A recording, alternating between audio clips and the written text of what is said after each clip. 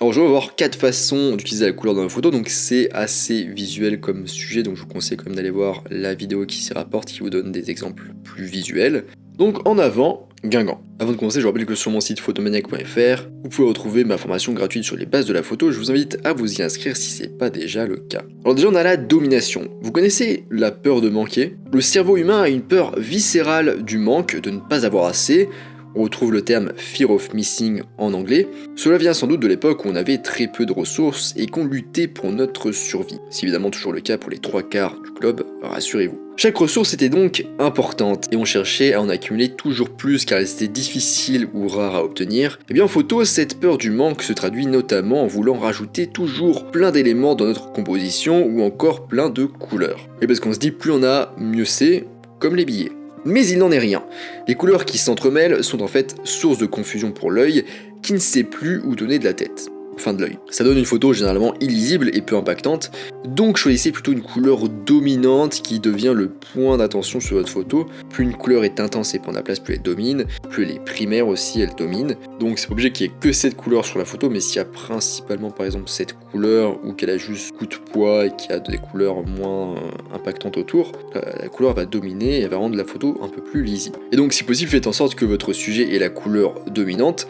Si c'est un élément secondaire qui a une couleur dominante, elle pourrait voler la vedette à votre sujet. Ensuite, on a l'isolation. Alors, je parle pas de l'isolation défaillante de votre maison ici, mais bien d'isoler une couleur. Ça rejoint un petit peu le point d'avant. Souvent en photo, du coup, moins c'est mieux. Vous pouvez par exemple utiliser un téléobjectif pour isoler facilement une partie particulière d'une scène dont la couleur ou la combinaison de couleurs est frappante. Ça permet vraiment de donner un certain cachet à votre photo. Ça peut aussi fonctionner avec un objectif standard bien sûr, ou vous pouvez aussi tout simplement vous rapprocher physiquement avec vos pieds.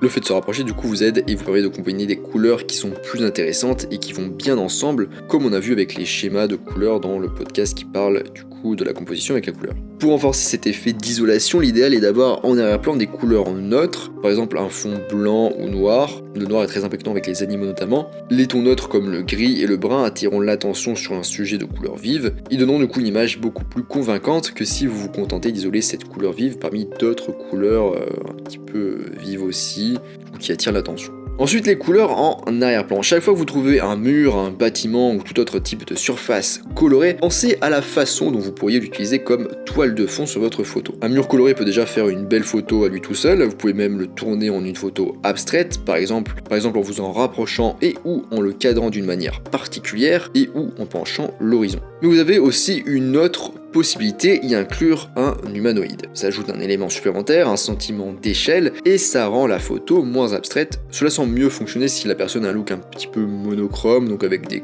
couleurs avec peu de poids visuel, secondaire, tertiaire, neutre ou délavé, ou un petit peu dans la même teinte globalement. Ensuite, cadrez votre sujet. Donc le framing ou cadrage est un excellent moyen d'attirer l'attention sur votre sujet principal. En général, on le fait avec des formes, mais on peut aussi s'aider de la couleur pour créer un cadre visuel autour du sujet. Alors c'est pas forcément simple à trouver naturellement, mais le but c'est de composer votre cliché de manière à ce que des éléments colorés, donc des murs, des portes ou des arches peintes, créent un cadre autour du port de la scène. Donc une fois que vous avez débusqué un petit peu un endroit sympa comme ça, vous avez juste à attendre qu'un élément entre dans votre scène, donc comme une voiture, un cycliste, un coureur ou un animal que sais-je, et faire du coup quelques petits déclenchements. Donc c'est la fin de cet épisode sur les couleurs, je vous invite à regarder l'autre épisode qui en parle et mon article que je vous laisse aussi aller voir sur photomaniac.fr. Sur mon site, vous pouvez aussi vous inscrire à la formation gratuite sur les bases de la photo. Je vous invite à vous y inscrire si c'est pas déjà le cas. Moi je vous laisse ici à vos compositions colorées et je vous dis à bientôt sur les internets mondiaux.